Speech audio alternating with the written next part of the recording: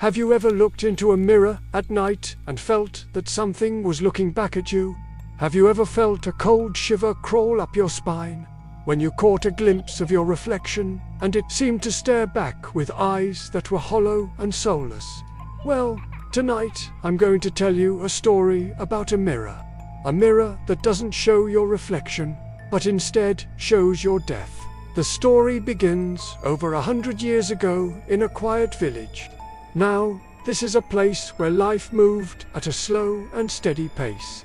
The houses were close together, the streets were filled with children at dusk, and the stars at night twinkled like celestial companions. But in the heart of this peaceful village lived a wealthy merchant. He was a man of means. His house was grand and his life was comfortable. But there was always something missing. A void in his heart that no amount of wealth could fill. One day, a wandering traveler came to the village. He was a mysterious man with a sack full of peculiar items and stories. As dusk settled over the village, he set up shop in the marketplace, and soon the townspeople gathered around him, eager for both trade and tales. Among them was the merchant. As the traveler sorted through his wares, he pulled out a mirror. It was unlike any mirror the merchant had ever seen before. The glass was jet black and seemed to absorb all light that fell upon it. There were no ornate frames or silvering on the glass, only the unsettling darkness that seemed to beckon him closer. Intrigued and a bit apprehensive, the merchant asked the traveler about the mirror, and the traveler only smiled mysteriously and said, "It's a mirror, but not as you know it, merchant." With that cryptic reply, the merchant purchased the mirror, more intrigued than ever. He brought the mirror home and placed it in his bedroom. That night, as he lay in bed ready to sleep, he turned to the mirror. He couldn't help but feel a sense of foreboding. He hesitated for a moment, then turned away. But his curiosity got the better of him, and he turned back. When he did, he gasped. In the mirror, he saw himself, but not as he was. He saw himself drenched in blood, lying on the floor, his eyes wide and lifeless, staring vacantly at the ceiling. For a moment, he thought he was dreaming. But as he watched, horror struck him. He saw a figure enter the room, a figure that lunged at him with a knife, plunging it deep into his chest.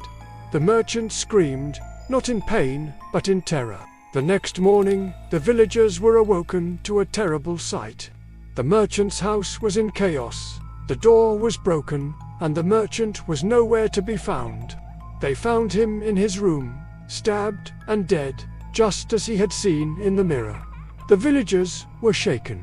They whispered about the merchant's demise. How could he have met his end, just as he had shown in that accursed mirror? The merchant's family, though, were resolute. They refused to believe that a mere mirror held such power. They decided to keep it, passing it down from one generation to the next. Each new owner, drawn to its dark allure, would soon learn of its terrifying power. There was a young woman who, like the merchant before her, saw herself meeting her end in the mirror. In her case, she saw herself drowning in a river. She laughed off the vision, thinking it absurd. Yet, a week later, she found herself at the bottom of the same river, lifeless and pale. There was also a boy, barely 18, who looked into the mirror and saw an old, frail man gasping for air. He, too, dismissed it as nonsense. But the next day, he met with a terrible accident at the factory. The heavy machinery crushed him, stealing his breath and leaving his future forever unwritten. These tales became a chilling part of the village lore, a warning to those who dared to look into the mirror. Over time, the mirror was sealed away, hidden in an old wooden crate deep inside a warehouse. Locals warned anyone who heard the tale not to go near it, for even the smallest glimpse might bind your fate to its curse. But here's the most terrifying part. People whispered that sometimes the mirror didn't wait for you to look into it. In the middle of the night, When your room was dark and the mirror stood silently across the bed, you might notice something move. You might see a flicker in the darkness, a distorted shape that shouldn't be there. And if you were brave or foolish enough to investigate, you might catch a glimpse of a reflection that wasn't yours, a reflection of you, but not alive. And when you realized what it was already too late.